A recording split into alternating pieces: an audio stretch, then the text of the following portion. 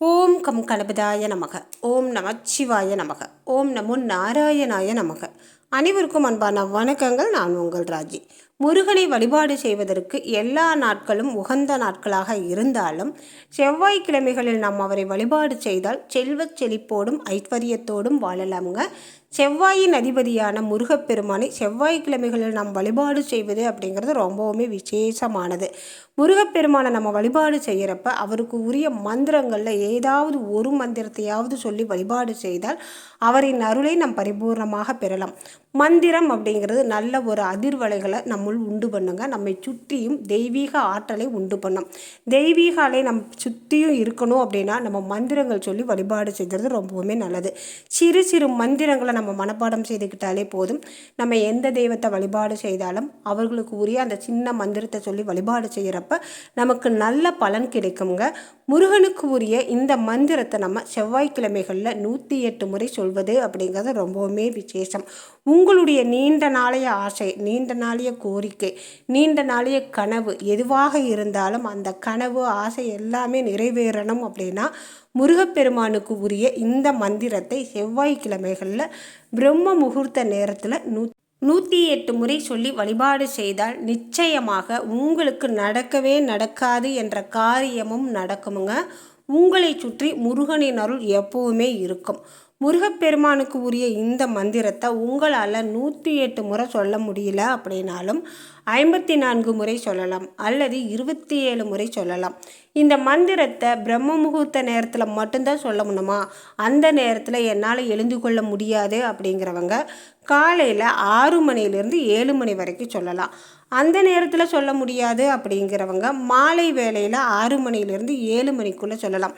இந்த நேரங்களில் எந்த நேரமும் எனக்கு சரியாக வராதுங்க, எனக்கு நேரமே இல்லை அப்படிங்கிறவங்க நீங்கள் ஒரு வண்டியில் போயிட்டுருக்கீங்க அப்படின்னாலும் இந்த மந்திரத்தை மனப்பாடம் பண்ணிட்டீங்க அப்படின்னா மனதிற்குள் உருப்போட்டுட்டே நீங்கள் செல்லும் இடம் வரைக்கும் சொல்லிட்டு போகலாம்.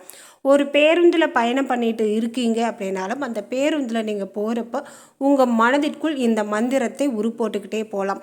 ஒரு நல்ல காரியத்திற்கு போகிறீங்க, அந்த காரியம் எந்தவித பிணங்கும் இல்லாமல் நல்ல முறையில் வெற்றி அடையணும் அப்படின்னா இந்த மந்திரத்தை ஒரு 3 முறையாவது சொல்லிட்டு போனீங்கன்னா வேலும் மயிலும் உங்களுக்கு துணையாக இருக்கும். முருகனின் அருள் உங்களுக்கு பரிபூர்ணமாக இருக்கும். நீங்கள் போன காரியம் நிச்சயமாக 100க்கு 100% வெற்றி அடையுங்க.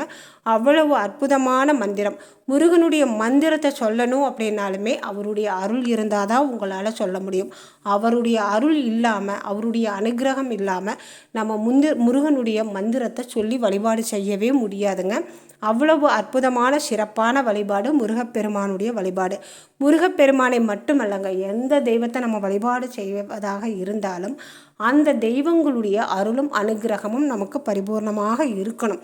அவங்க நினச்சாங்கன்னா மட்டும்தான் நம்ம அவங்கள வழிபாடு செய்ய முடியும். அவங்க நினைக்காம நம்ம அவங்க கோவிலுக்கு போகணும், நம்ம அவங்கள வழிபாடு செய்யணும் அப்படின்னு நினச்சிங்கன்னா முடியவே முடியாது. அதாவது உங்களுக்கு நல்ல நேரம் வந்துருச்சு அப்படின்னா நீங்கள் தினம்தோறும் கோவிலுக்கு போவீங்க, தினம்தோறும் வீட்டில் விளக்கேற்றி வழிபாடு செய்வீங்க, இறை வழிபாடு நல்ல முறையில் செய்வீங்க. அதற்குமே அவர்களுடைய அருளும் அனுகிரகமும் வேணும். நீங்கள் நல்லா கவனித்து பார்த்தீங்கன்னா தெரியும்.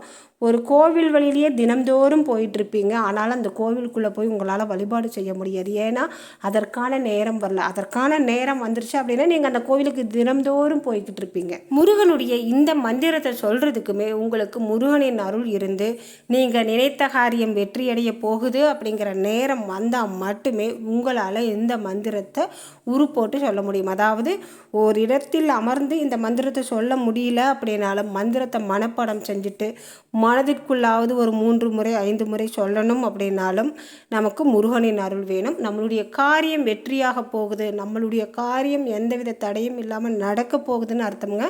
இந்த மந்திரம் நம்ம சொல்ல ஆரம்பிச்சிட்டோம்னா அவ்வளோ அற்புதமான சக்தி வாய்ந்த இந்த மந்திரத்தை முருகன் சன்னதியிலிருந்து சொன்னீங்க அப்படின்னா அதற்கு உரிய பலன் மிக மிக அற்புதமான பலனாகும். அவருடைய சன்னதியிலிருந்து இந்த மந்திரத்தை ஒரு 3 முறையாவது சொல்லிட்டீங்க அப்படின்னா உங்களுடைய வாழ்க்கை முழுவதும் முருகனின் அருள் உங்களுக்கு பரிபூர்ணமாக இருக்குங்க.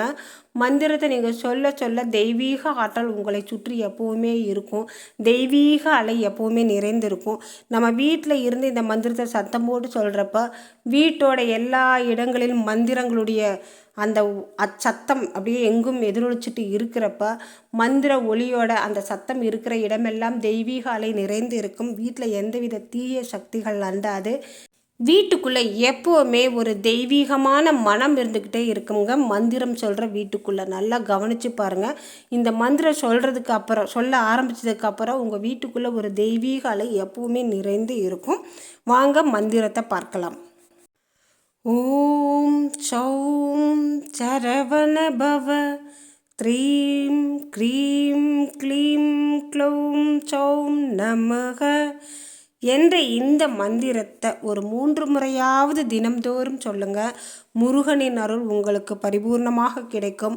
நீங்கள் எடுத்த காரியம் அனைத்தும் வெற்றி பெறுங்க. இந்த மந்திரத்தை நல்லா மனப்பாடம் பண்ணிக்கோங்க. தினம்தோறும் 3 முறை சொல்லுங்கள். இந்த பதிவு உங்களுக்கு பிடிச்சிருந்தா மறக்காமல் ஒரு லைக்கும் கமெண்ட்டு கொடுங்க. உங்கள் நண்பர்களுக்கும் உறவினர்களுக்கும் ஷேர் பண்ணிவிடுங்க. முருகனின் அருளை அவங்களும் பெறட்டும். மீண்டும் அடுத்த பதிவில் பார்க்கலாம். நன்றி, வணக்கம்.